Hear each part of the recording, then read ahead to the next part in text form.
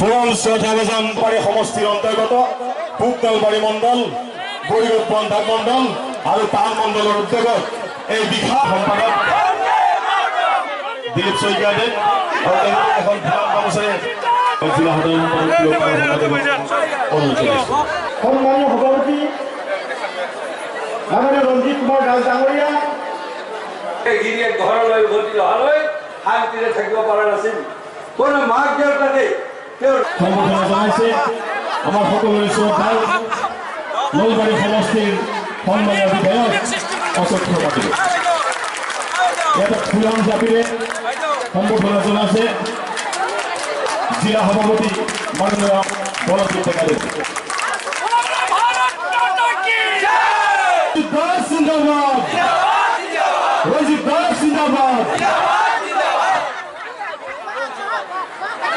দখল কৰাৰ যি যোজন আৰু আমাৰ সভাপতিৰ নেতৃত্বত যি মণ্ডল বিলাকৰ সভা হৈছে এইটো এটা অভূতপূৰ্ব। আমিও সভাপতি আছিলো, এনেধৰণৰ আমি মণ্ডল বিলাকত গৈ প্ৰবাস কৰি সভা কৰিব পৰা নাছিলো।